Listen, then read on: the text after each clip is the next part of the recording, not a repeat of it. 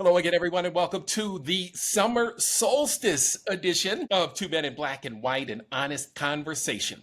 I'm your host, Mark Hayes. Let's see, we got all kind of stuff going on today.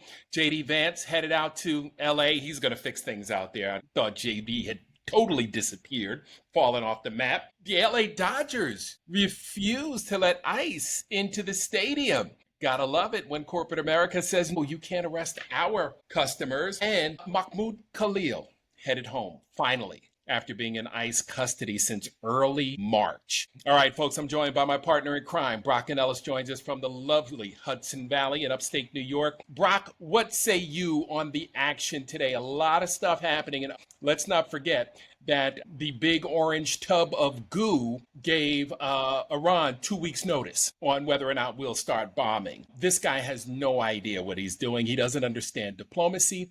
He doesn't understand the geopolitics behind these conflicts. Every time he opens his mouth, he looks dumber and dumber. And the problem is, Brock, there's no adult in the room that can help him with this stuff. They can't even hit the Google machine and understand this because it's so far above their reading level. I mean, we haven't talked in a couple of days, Mark, but I mean, it's the lunacy and the idiocy is just so obvious and apparent in every aspect of the Trump administration, and really everything Trump says now is just pure gibberish and foolishness. And I've really kind of gotten past the point where I have any tolerance for anyone who's still pretending like America is functioning in some sort of like logical, paradigm, right? Like this is a Mad King world and everyone scrambles after it. Do I care that Trump thinks that sidelined Tulsi Gabbard because he doesn't believe her, quote, her intelligence, aka the CIA intelligence on Iran? No, because I can't stand Tulsi Gabbard. But how the fuck does Trump know? Right? So he just doesn't agree. So he's not listening to CIA. We basically lied to Iran, right? We sort of bamboozled them by having these talks while Israel then, while they're sort of, unprepared because they're literally in a diplomatic mode, Israel bombs them.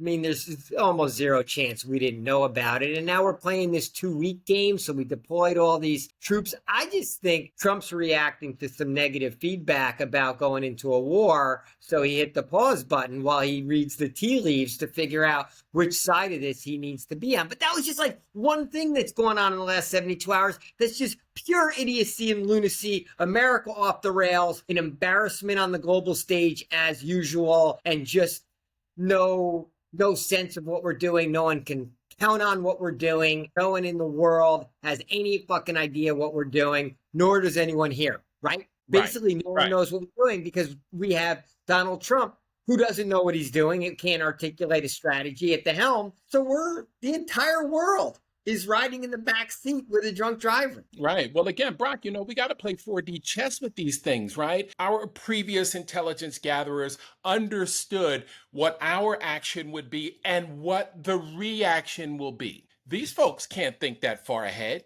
They have no idea how Iran will act if we are to enter this conflict. Now, what worries me are acts of terrorism to retaliate against us on our own soil, right?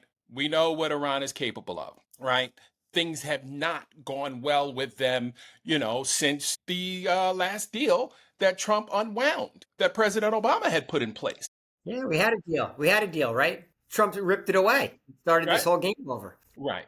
And so, we don't, again, these are self-inflicted wounds. Once again, he's done it to us, right? And he's going to put soldiers in harm's way. And he's also going to risk, millions, hundreds of millions of dollars worth of aircraft. And he's going to risk American lives on American soil, which is the thing that we are so ill prepared for because we've got the McNuttersons guarding the border. Right? Securing our airports, right? We can't even land flights safely. Like every flight is hold your breath and pray. And who knows who's coming in the country through what means. And, if Iran decides to go ham on us, we're pretty much screwed. People are going, it's like being in the Tops shopping market in Buffalo when the guy comes in with an AK-47 and starts spraying people down in the, produce aisle. I mean, it's ridiculous. And they have no idea what they're getting us into. And that's the part that pisses me off is they could care less, right? They figure they're going to be safe. Figure it out on your own, the rest of America. We're certainly less safe, right? I mean, you put Iran in a position where they kind of have to try to figure out how to do something as a leadership team, right? They're going to have to save some face. So yeah, either they're going to go after some military installation in Iraq or in Syria or somewhere that we don't think about, but they're vulnerable out there, right? Because there's not that many troops. So they're vulnerable to sort of one of those like asymmetric guerrilla type of actions. But then of course us here in America, right? Our Department of Homeland Security is running around rounding up, 30-year-old Latino mothers and their six-week-old babies and tear gassing them in parking lots. So that's where the focus of Homeland Security is right now. Do we have eyes on potential cells? We haven't had, Islamic violence in years now. Yes. We feel less safe. I was in New York City yesterday, right? When I'm walking through Grand Central Station, head on a swivel, right? I'm worried. That's a soft target, right? A lot of people walking through there. I didn't even get on the subway. I walked like 25 blocks. It was so hot out too. I was like dripping wet. I'm like, do I really want to go down there? Do I really want to be in, if I don't have to, if I can just grind out, a nice walk in 95-degree weather. I figure every American all of a sudden we got to be on, not like you really can protect yourself, but like we got to be on watch again. We're just less safe. Right. Yeah. I mean, and it's frightening, man, because, these are the things that at one time we thought couldn't happen in America. Right? Like I never believed 9/11 could happen in America. And the 12 minutes or 15 minutes it took those supersonic jets to get from Arizona to New York City, like I thought it was like 3 minutes for them to get here, right? Like I didn't know something like this was possible, to use 4 jetliners as bombs, right? To take out massive numbers of Americans. But now, like, anything is possible, Brock. Anything could possibly happen. We don't know who's got RPGs in our country ready to fire them at planes landing or taking off. We don't know. We don't know what's here. There's so many soft targets. I watched that Oklahoma City bombing documentary, right? Those guys who bombed the, like 20 years ago. And what was it? They just, they rented a van, they loaded it up, they learned how to do it, and they just blasted. We're just less safe. We knew Trump was going to make us less safe. It's now playing out because he just doesn't know what to do, right? He's a moronic deer in the headlights right now, but he's not listening to anyone. It's hard for us to argue that should he be listening to Pete Hegseth or sidelining him? Should he be listening to Tulsi Gabbard or ignoring her? But then who is the voice of reason, or who is the voice of intelligence? Who's helping there to be any kind of decent decision? So it appears as though we're being heavily influenced by Israel. So we're kind of being led around by the nose by them. But that doesn't mean the actions are necessarily in America's best interest. They might be in Israel's best interest, but our interests don't always align. Right, I would argue right now they don't align. If we're going to get drawn into a hot war, why do we want to be in that? Well, what's it serve? There's no reason for us to be in that conflict at all, except for, Trump wagging the dog, right? To get other things done that he's doing in the cover of the night, like, Project 2025, like talking about how Juneteenth is not a holiday, like continuing to deport just ridiculous number. If they hit that 3,000 number a day, Brock, all, our produce, our meat packing facilities they're hitting Gainesville, Georgia, which is about 35 minutes from me, which is where a lot of your chicken is processed that goes out around the country. They are hitting up the schools over there, grabbing the parents and kids in the bus line. So, when they start hitting targets, like, again, they're not grabbing MS-13, right? Right, Brock? How long have I been saying this, right? They're not snatching up the criminals. Not one. If they had one, we'd see that one on video, perp walk, showing the tattoos, right, with probably chains all over them, right? That they would be showing it off like a show pony. It's obvious they don't have any of them because they're not hyping it.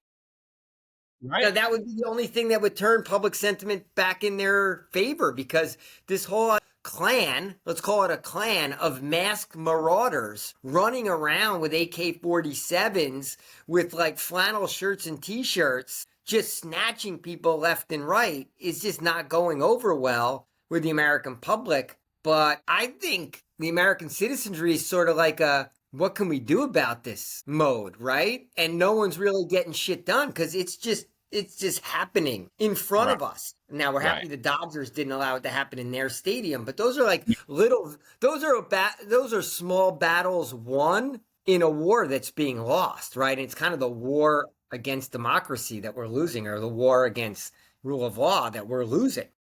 Right. And Brock, let me ask you this. Do you think these goons that are faceless with the ice jackets on that they could have gotten on Amazon are J6ers because actual federal agents refuse to carry out these kinds of orders that, fly in the face of the rule of law and against due process? I mean, I wonder sometimes if these are actual ICE agents. Now, I don't know if I would arm these J6ers, as heavily as we've seen in some of these places like San Diego and LA, but I mean, the thought has crossed my mind. Could some of them be? Possibly. Do I think that the mentality of the ICE agents is in sympathy with the Jan Sixers, like whether they were there or not? I would say probably yes, if this is the job you're doing day in and day out and you're feeling good about it. I mean, they're all going to fall back on, we were just taking orders, right? When they, hopefully down the road when they're all hauled into court for, these illegal actions. It has to be sympathizers. I don't know how anyone,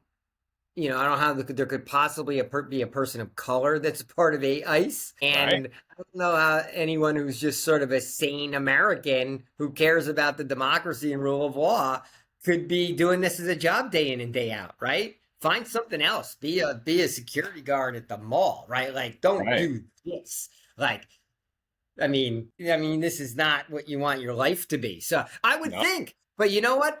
There's a lot of racists out in America, right? There's a lot of white guys that would love to be handed a gun and round up some brown people, right? Crack some heads, you know? So I don't think there's any shortage of people that they could be out hiring, right? Whether they were actually at Jan 6 that day, maybe we'll see when we can finally unmask some of these people and figure out who the fuck they are. Right. And, I think they need to be showing their faces anyway, because this is absolutely ridiculous. You can't be a federal employee and unless you're working for the CIA as a spy and you need, an undercover facade, there is no reason why these folks should not be displaying their badge number at the very least. I mean, isn't that what oversight is all about? We need to be able to report the people who are overstepping their bounds. And that every move these guys make seems to be an overstep and an overreach. But we have no recourse because we don't know who they are. The recourse is we know who their bosses are, right? And this is why ultimately America is going to have to get off their ass and get to D.C. and really shut the city down. Because we know where Kristi Noem is. We know where this Tom Homan is, right? We know where Stephen Miller is. We know where Trump is, right? We know where the people that have, in essence, unleashed the fury of ICE. Right. The agents we can't identify yet, but we know who's giving the orders. So we're going to have to go straight to the top, right? We just can't sit around and complain about it. It's so un-American. It's just absurd that we're watching it and the poll, whatever the polling's worth, right? But sentiment is clearly against it. Even the I didn't vote for this crowd grows every day. I mean, they did vote for it, but, now they're trying to turn around on that. But we're going to have to punch the big guns in the nose, and we haven't scared the shit out of them yet. And, I saw that another No Kings 2.0 day of marches and protests is scheduled for July 4th. And I'm like, okay, that's good. Maybe even more people get out there. But once again, it's a holiday. It doesn't disrupt anybody's life. They go out, they march, they go home. It's just a part of what they do, what they're basically doing on their day off. It's not going to affect Trump or the decision making one fucking iota. It's not going to intimidate. It's not going to challenge this government. It's not going to inflame. I just don't see how it's going to move the needle, except maybe people once again will say, wow, there's a lot of us who feel the same way. Right. while Project 2020 on. Yeah, and again, that is the issue for me is, what they're doing behind closed doors, while we're looking at the shiny object. I caught a video by Jasmine Crockett night before, yeah, last night, just talking about how, worn out she was, trying to get people to understand the seriousness of the moment. And I quickly commented, "Look here, sister girl, you can't shut it down. We need your fight. We need you and AOC, like we've never needed you before, because your voices are the ones that are being heard. Your voices and your challenges are the ones that scare the shit out of the Republicans. And so we need you.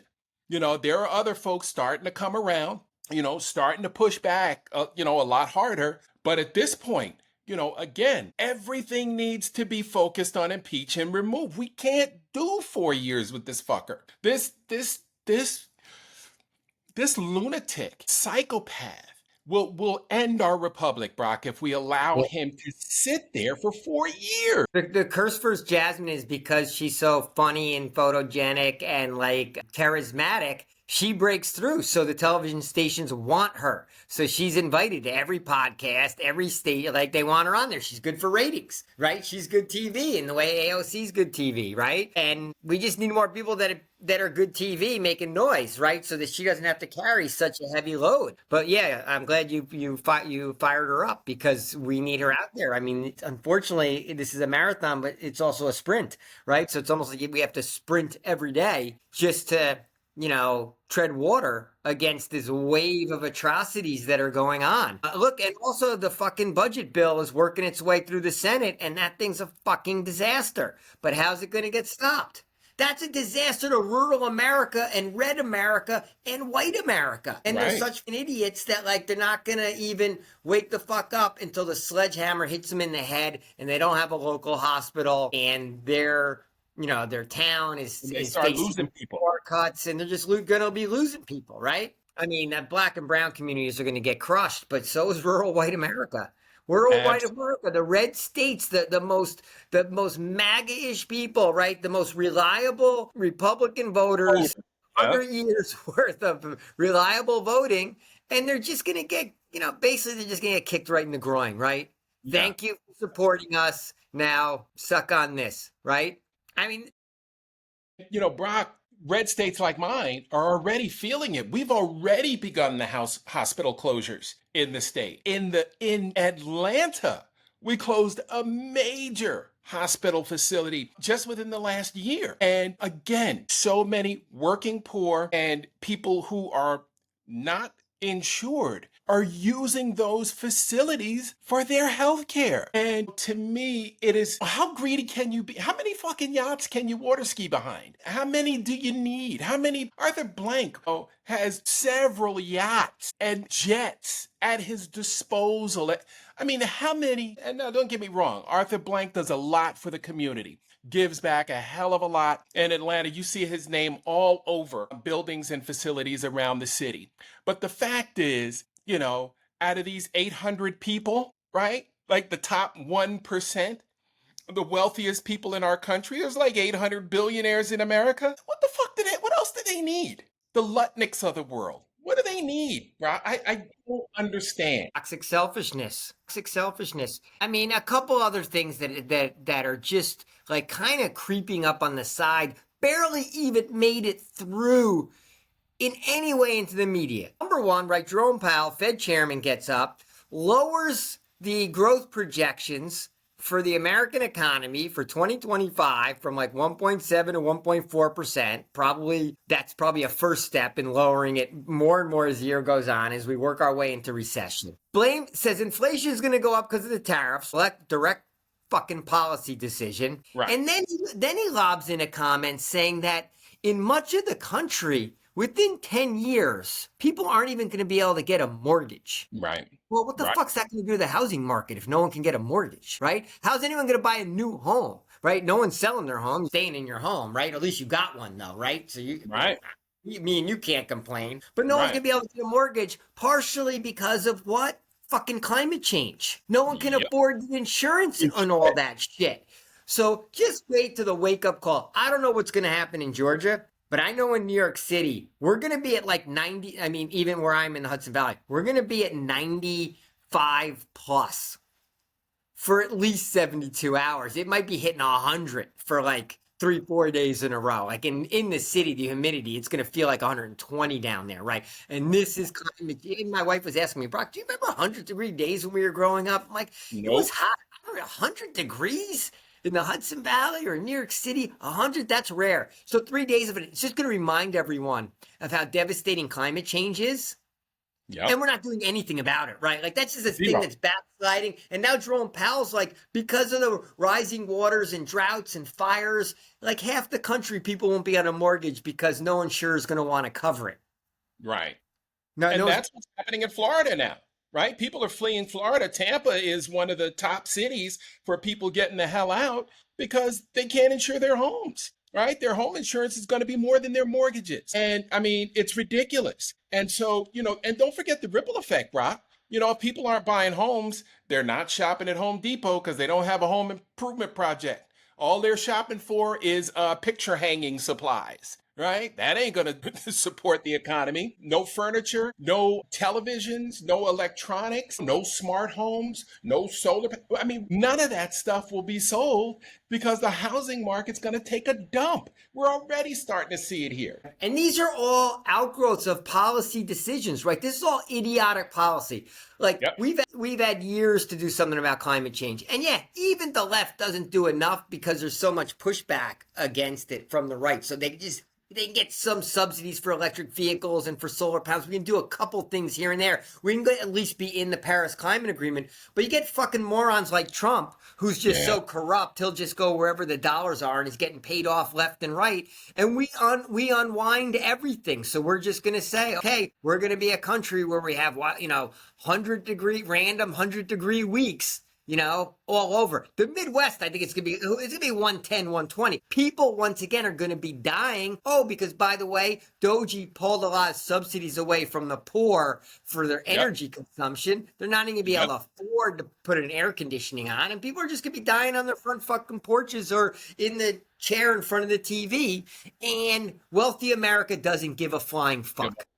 No, not at all. Not at all. And remember too, Brock, remember those fucking grids down in Texas? They just can't handle, the load and all the kilowatt hours that are going to be needed to cool people's homes. So there are going to be brownouts, throughout the summer. We're already talking about, the needs moving in here in Georgia, right? We've had rain, 6, 7, 8 straight days of rain. Now we've got the knees and the muggies pulling up in here.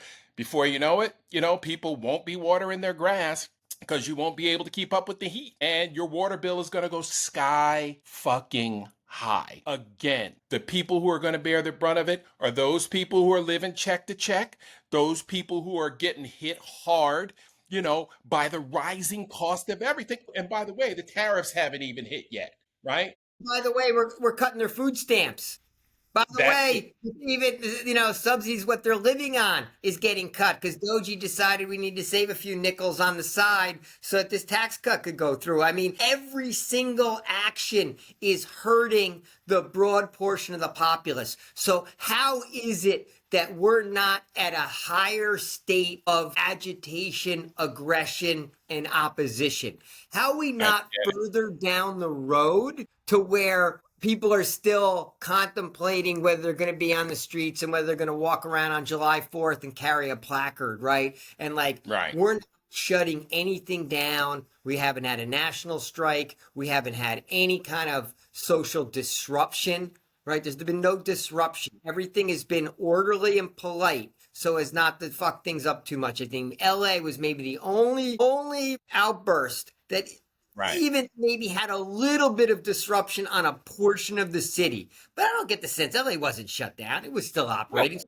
In the wealthy communities didn't even notice it was going on. Santa Monica fucking was just people are riding their bikes on the beach, right? Right. You think Beverly Hills shut down, right? Because downtown LA is a long way, both literally and figuratively from, downtown LA and the federal, detention facility. So, miss me on that shit. And again, like you said, the media just failing us miserably at every turn. Now, I saw Lawrence O'Donnell giving Trump, just the business with his, idiocracy and these ridiculous, thoughts that he just fucking vomits out, this word vomit, that comes out of his mouth. And he was just playing back some of his greatest hits. But again, the media, not calling this guy on the carpet for all these fucking policy decisions, and calling balls and strikes like they do on Biden. If the Fed chair had got up and, reduced the projections on President Biden, you think we wouldn't have had, mass hysteria in that White House briefing room, people shouting questions at Karine Jean-Pierre? I mean, it would have been a nightmare for him. And the idiocy. He can't fucking articulate a fucking sentence. He has no fucking idea. He's mentally gone. He was a moron to begin with. Now he's a moron that's mentally gone. Like, this is like so far fucking he's so far over the hill. Like, it's fucking incredible. Right? I mean, everyone's clean up in aisle 6 after he speaks, right? He can't garble. He can't get anything out. He can't say anything that has any logic to it. Plus his narcissism just comes into play. Today he was talking about getting the Nobel Peace Prize for like solving the India-Pakistan, skirmish that went on several weeks ago. But already Modi, the leader of India, already said that Trump had nothing to do with it. Like, he literally is lying about it, making up a story because in his own mind to be grandiose, and now taking it next level because it still irks him that he hasn't won a Nobel Peace Prize because Obama won one. Like, it's so transparent. But it's an embarrassing for all of us, but yet we're all still sitting in the back seat, letting the blindfold drunk driver take sharp turns at 90 miles an hour, right? He's going to get to all of us eventually. No doubt. No doubt. We're all going off the cliff eventually. Maybe now it's just the brown people. Maybe it's now just the poorest people, right? And, us with more comfort can still just, go and walk around on our days off or on our holidays. But we're just not fucking doing enough. And I don't know why no one's gotten up and said, it's like, okay, we've done a lot of great marches across the country, but this shit's gotten to like DEFCON 5 level, and we got to descend on DC. And by the way, when I use the DEFCON 5 reference, is that a movie reference that you get? You know the movie that's from? I can't call the movie, but I know DEFCON 5 is like... For white guys, that's War Games with Matthew Broderick, when the computer takes over the ballistic systems. Right. And he's in by mistake, and he has to play like a game of tic-tac-toe against the computer, but at the nuclear facility, we're at DEFCON 5, meaning we're about to launch a missile, right? But it was just the computer fucking around and wanting to play with the kid anyway. War Games, another 1980s classic white reference. But DEFCON 5 is pretty universal. It worked this way, yeah, because that's like a real war term. But no doubt. No doubt. White guys watching movies in the 80s, it was definitely War Games that triggered it. Got me to think. I was with one of my business colleagues last night, and I said to her, hey, if I use the reference triple undied, you know what I'm talking about, and she's mixed race. She's like, of course. It's the swimming pool. It jumped up. But even she had to Google because she didn't remember it was Rodney Dangerfield. Right. I should remember that because Caddyshack was one of my favorites. By the way, she's also telling me she's watching the Diddy trial like a fucking hawk. Oh, yeah. Prosecution rap today. Quick hit. Oh, did they? Yeah. So it may be done. We may see closing arguments by July 4th.